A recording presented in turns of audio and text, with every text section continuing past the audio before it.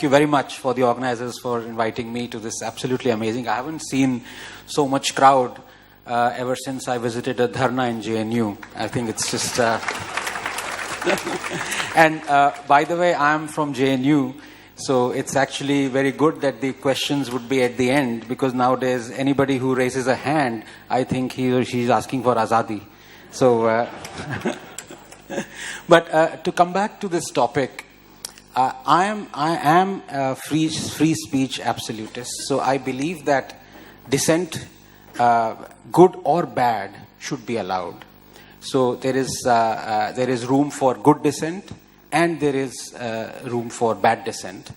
And I would say ridicule all other isms except criticism.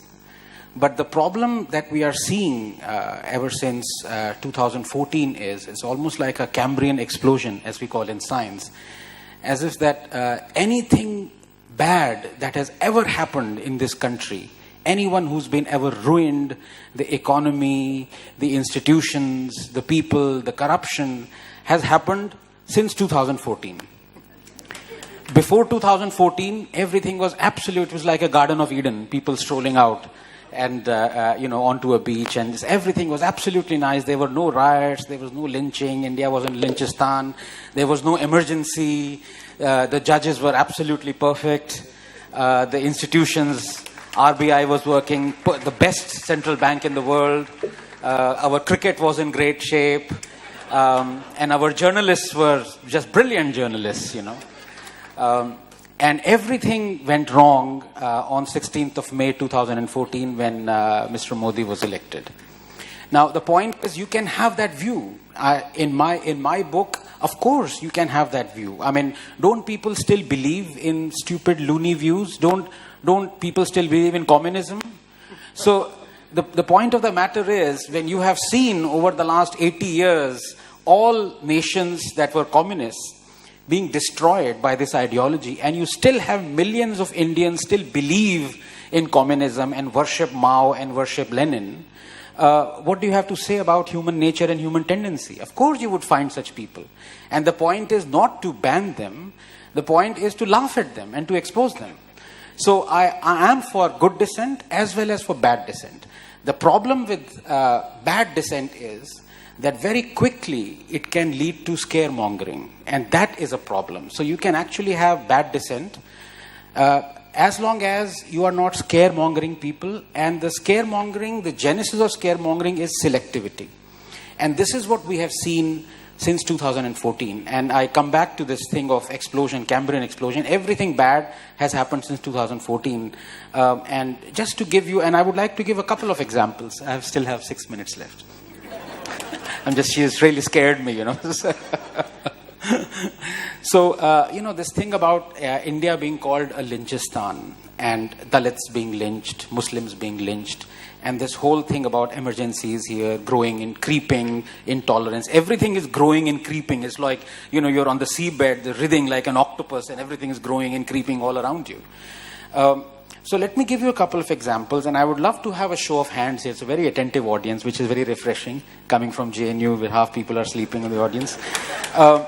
Everyone knows about akhlaq, right? The person who was lynched. How many of you know about akhlaq? Could you raise your hands, please? Yeah, so that's about 90% of hands went up.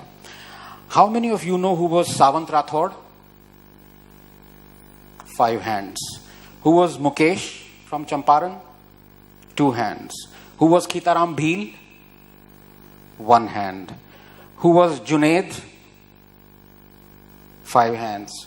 Who was Farooq? 1 hand. These were people, Dalits and Muslims, who were lynched by Muslims. We don't know their names. They have been forgotten after pages of history books, but we know only akhlaq. Pause and wonder why that is so. In the last 1 year, there have been more than 100 attacks, lynchings, attempted lynchings by Muslim mobs on Muslims, on Hindus, on Dalits. They just don't appear in the news. They just slip away.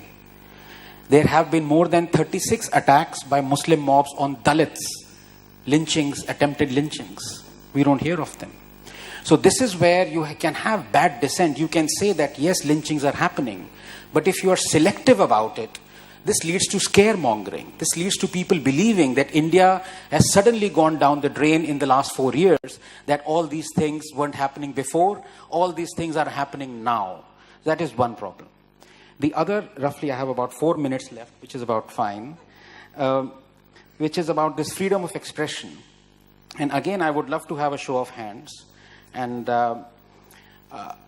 when we think of freedom of expression and stifling of freedom of expression, banning things, we normally think of Indira Gandhi. So how many of you think that Indira Gandhi stifled freedom of expression? Show of hands, please.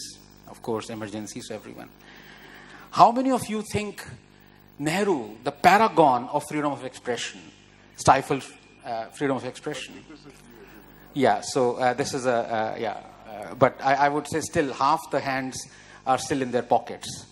And the reason for that is this kind of propaganda that has been let loose on us through books, through paid, sold out editors, through people who are, for want of a better word, PDs of the dynasty. Sorry about that. And the reason for that is that this one comment that Nehru made to a cartoonist, very famous cartoonist called Shankar. Now, he was drawing the ire of a lot of political leaders for the cartooning that he was drawing of, cartoons he was drawing of them. Whereas Nehru said, "Don't spare me, Shankar." Now, this kind of phrase has been immortalized, that it is actually Nehru who stood up for, being lampooned by these people, and who was always... So let me now, I have 3 minutes left. Let me narrate the state of freedom of expression under Pandit Jawaharlal Nehru. First Amendment was brought in, reasonable restrictions, incitement, disruption of public order. Poet Majru Sultanpuri was jailed for 1 year for calling Nehru Hitler ka chela. First democratically elected communist government in Kerala was dismissed. Congress president said communist parties wouldn't be allowed to participate in general elections. Stanley Wupert's book 9 Hours to Rama was banned. The book Chandra Mohini was banned. Audrey Menon's The Ramayana was banned. Campbell's The Heart of India was banned. Koestler's The Lotus and the Robot was banned. Import of any newspaper that undermined friendly relations with foreign states was banned. Aziz Beg's Captive Kashmir was banned. Frischler's Aisha was banned. Bertrand Russell's Unarmed Victory was banned. Robson's 9 Hours to Rama was banned. Sardanvi's Marke Somnath was banned. Robert Taylor's The Dark Urge was banned. Selling Lady Chatelier's Lover was banned. The book What Has Religion Done for Mankind was banned. Ratmanath's Bhupat Singh was banned. Import of any obscene drawing or painting was banned. Mrinal Sen's film Neel Akshar Niche was banned. Menon's Rama Retold was banned. Tony Hagen's book Nepal was banned. The RSS organizer was censored. Its publishers prosecuted. Film Gokul Shankar was banned. Godse's Testimony was banned. Goswami's Runumi was banned. Historian Dharampal was jailed for criticizing Nehru post-Indochina War. Release of 1962 war film Bhul Na Jana was blocked. President Rajendra Prasad's speech was barred from distribution. Harmonium was banned from AIR. Draconian Press Objectionable Act was passed. Columnist Vivek was fired. His column critical of Nehru discontinued. HT editor Durga Das was fired. His column critical of Nehru discontinued. Congress leaders demanding Nehru's resignation were arrested and jailed. Ads to Times of India were discontinued for speaking against government policy. Magazine Crossroads was banned. Play Nigalene Communistaki was banned. Its actors arrested. Hindi film songs were banned from being played on the AIR. Congress demanded a ban on the iconic film Parkasapthi. Film Nastik was banned. Western pop music was banned from the AIR. People's Theatre Association was banned. Play Harpida Master was banned. Film Ganga Jamuna was blocked. Sarat Chandra Chattopadhyay's play Mahesh was banned. Tagore's play Gora was banned. Balraj Sani's play Jadoo Ki Kursi was banned. Tagore's play Besarjan was banned. Pradeep's film song was deleted. 2 songs from Fir Subah Hoge were banned. Editor Prahlad Keshav Atre was jailed for writing critical article. Film Jugnu was banned. Film Jharna was banned. Under Jawaharlal Nehru. And when I asked who was more responsible for stifling freedom of expression, Indira Gandhi or Nehru, most of the hands said Indira Gandhi. This is the reason. Selectivity is going to be our bane. It is going to be the destruction of the knowledge that we are going to spread around young people. And that is why I will always have my praise for the younger generation and the social media. You are the real warriors. You are going to put all these people and all these politicians to shame. Thank you.